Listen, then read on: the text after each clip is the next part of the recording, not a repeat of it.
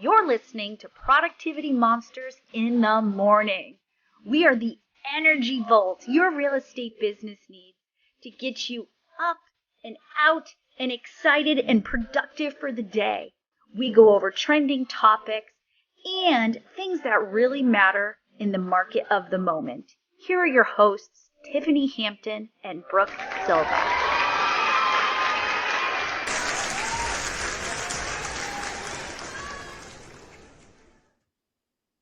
Good morning. We're back. Man, I Yes. gotta tell you, the holidays, so after like Thanksgiving, all the way up until February, there are so many days off for us as a region and Mondays that you and I, our whole short weeks get skewed, and then you and I Yep. have constant travel. It's so nice to get back to some routine with you. I know. February is going to be messy too. Yeah, it is. Yeah. But you know what? Maybe we can go live one morning from family reunion and show them what the hall looks like. And we can do a little walk around and show everybody how cool it is. Sounds good. I think that's a good idea. So today I came on and I said, let's talk about this and let's hit record. I really want to talk about trust in relationships today. Yep. You are the hardest person I've ever had to win over in my entire life. It wasn't this hard dating my husband and pursuing him. Right? Well, here's the piece on it. Honestly, when trust has been stolen as many times as it's been stolen, and in people's lives, not just me specifically, you put up a big wall. Yeah, and I had to And come then, at you with not only a sledgehammer, a jackhammer, but yeah, explosive dynamite to break you down and make you love me and accept me. I know. It's rough. It's not that rough. My love is wonderful and shiny and warm. Yeah. It's so here's what's hard. We're coming into this world as adults. This is a second or third career for so many of us. Sometimes it's fifth or sixth, and you're so right. I come into this world like a little bebopping, shining ball of energy, and I'm so accepting of everyone, but I don't always trust you. Right. So that's where the relationship piece comes in. And that's the part I love. This is the part I love about Keller Williams and this family we've curated in this world, because building those relationships has been one of the foundational pieces of who I am and what I do here. And I get pleasure out of it every day, right? It's Right. fulfilling. Where for someone like you, you're data driven, you're goal driven. So when the people you're coaching or are in relationship with hit goals, Yep. that's how you shine. And I shine through that as well, but not so much as when they reach out to me about personal milestones. You are the business milestones. We're like the two moms, right? Your business milestones, and I'm the personal milestones that happen because they are hitting those goals that you help them set. So you and I have such unique roles and how we work together. But trust is hard won with a lot of people because you don't know the world I came from. I didn't know the world you came from until you opened up to me. I've shared a ton of personal things with you that a lot of people don't know. Yep. And I've shared like 20%. I know it's okay. I mean, a few margs into you and you open right up. You probably forget what you're. Or make me sick and then I get ridiculous like yesterday. So what happened was yesterday I asked a question, and as silly as this question was, it helped me lead into something else. And I asked this on our Make Money Mondays call. I said, if you buy a Home Depot branded product and you go to return it to Lowe's, are you able to return it? And does that person look at you funny when you're trying to return something? There's a lot of weirdness like that going on. And as simple and small as that is, here's my example. I'm someone in your office. I'm the go-to. I have made myself the go-to person because as a people pleaser, I want to solve your problems.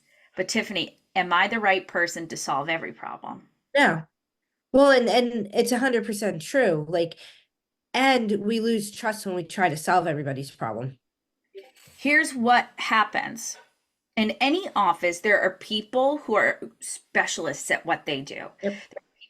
who coach. There are people who are great with the education and connecting all the pieces your coach give you. There are people who there for your financials and help guide you, help you get paid. But what happens is we build a relationship with someone in the office that makes us feel really good and helps us. And sometimes that relationship can become greedy. Can become one-sided, and then all of a sudden all those people start to take from the giver and they burn out really fast. Yep. What else it does is it says, trust me to solve all your problems and no one else on my team. Right. Well, and I've said this before, the worst words you could ever hear is the only reason I'm still here is because of you. That is not a good leader. That's not a good leader. And one of the most heartbreaking things is when I've left previous companies is when you hear the other employees or the people I led say, it's just not the same without you. The fun is gone. The culture is gone. In any world I've ever helped create, I've tried to help create a world where multiple me's exist, and the culture is the company and the people around me, not me.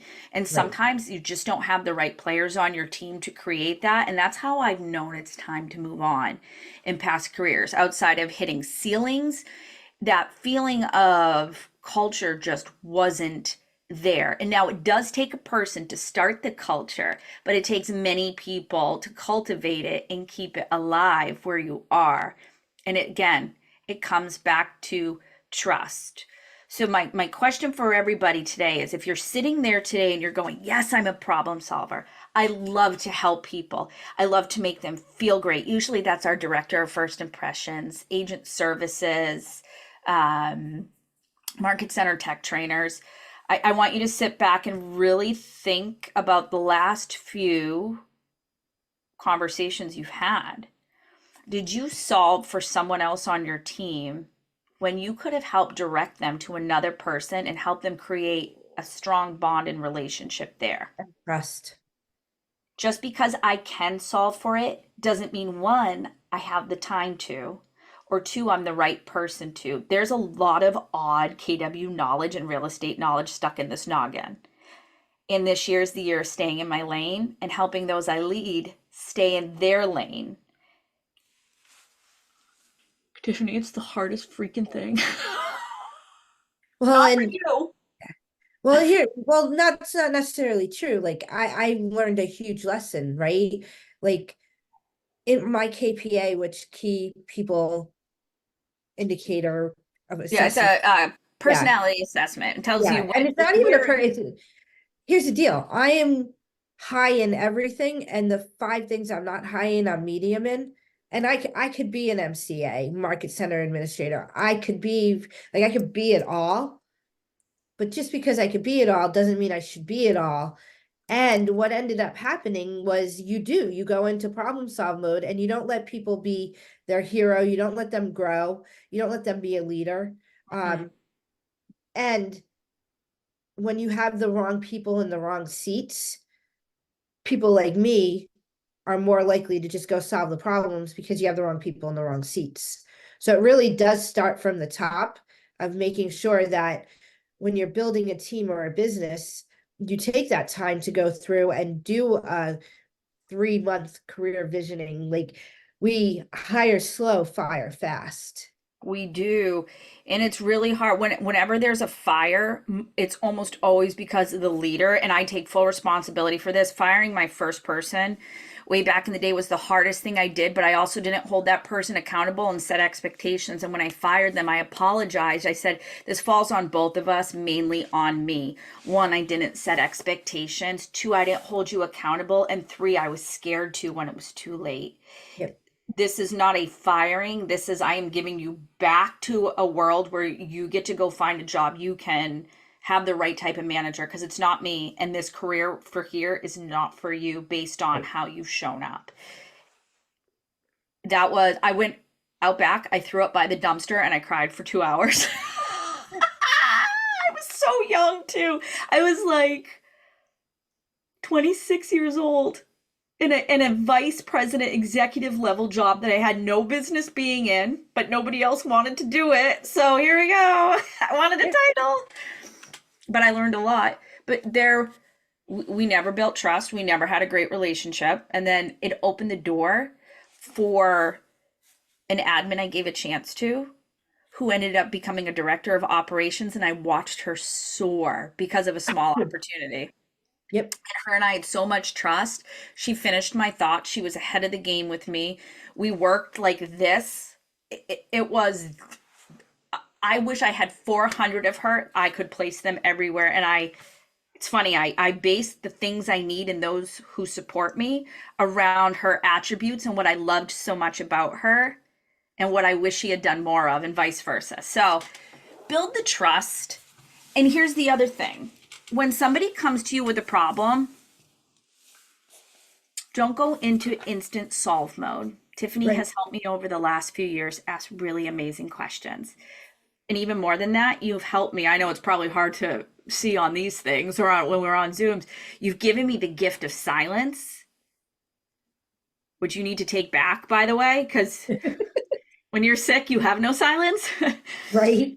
But you've given me the ability to embrace awkward silence so that others are given space to think and to react and to be able to form thoughts and solve their own problems. Because as a problem solver, here's what happens, and here's why I burn out. I want to solve, I want to make you happy.